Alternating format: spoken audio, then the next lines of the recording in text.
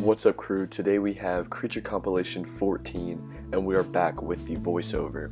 Because for this video, it covers the second half of my summer up to this weekend basically. And this summer I went to Colorado. This was during July, so this was actually almost 3 months ago at this point. And I realized about halfway through school year, or not halfway through school year, but at the start of the school year that I haven't even put in a creature compilation for the hundreds of pictures of different animals that I took. Now there's not going to be hundreds of pictures in this specific video. I just picked the cream of the crop, the really good birds and the really good animals from this Colorado trip. And I think the difference between Colorado and Texas in the summer is that in Colorado the wildlife is really, you see it. In Texas you really have to look for it during the summer because it's so hot, but that kind of switches in the winter when there's the huge droves of migration of bird into Texas, like in a place like Hagerman from Creature Comp 11 or 12. And okay, that picture we just saw right there, that was an osprey, and that was nesting on a railroad track. That was so cool, and I took all those pictures with the zoom lens. That osprey was huge, and there was a ton of ospreys when we were in Colorado. And this is the Lewis's woodpecker. This woodpecker is incredibly unique as it is pink and green. It's like this oily green instead of the normal black, white, and red that you normally see on a woodpecker.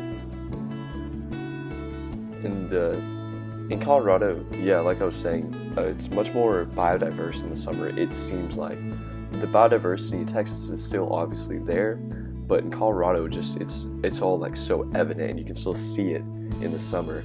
And at the higher altitudes, you get these marmots and you get ground squirrels and you get all this incredible wildlife.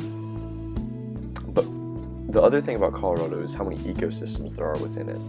We had the Peregrine Falcon and we have the Bighorn sheep.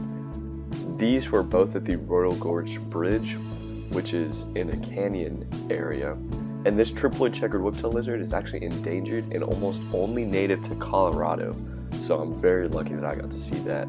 The American dipper, one of my favorite birds, so incredible.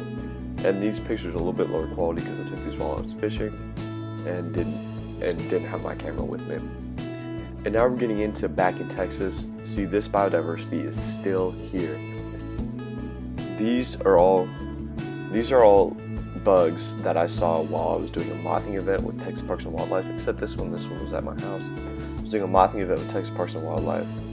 Thank you to Sam Biology on iNaturalist, who I got to talk to. Just want to interject here and say that if you want to follow me on iNaturalist, my username is wrc.crew, and you can also follow Sam Biology, who has tons and tons of animals. Alright, let's get back into it. He knows so much about urban biology, it is incredible. And these ones are from a recent birding trip. I was going to make a video about this specific birding trip all by itself, but I decided to just throw these in with the creature compilation.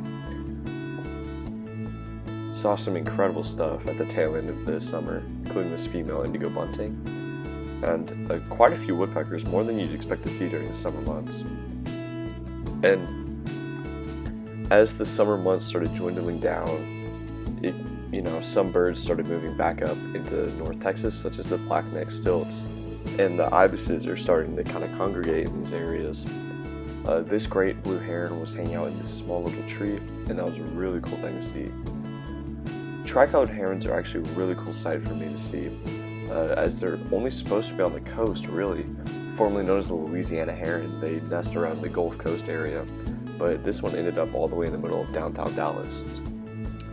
So while in the middle of putting together this video, I realized I had quite a few pictures from when I went to White Rock recently. The water is so far down that you can actually walk all the way out to the middle of the lake, basically, almost, because they're pumping out water. They're doing construction on the dam.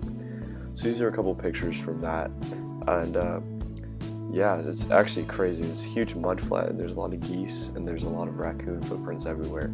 And let's finish it out with this beautiful eastern cottontail rabbit that was in my backyard. Thank you guys so much for watching, and let's get to 200 subscribers soon. Thank you.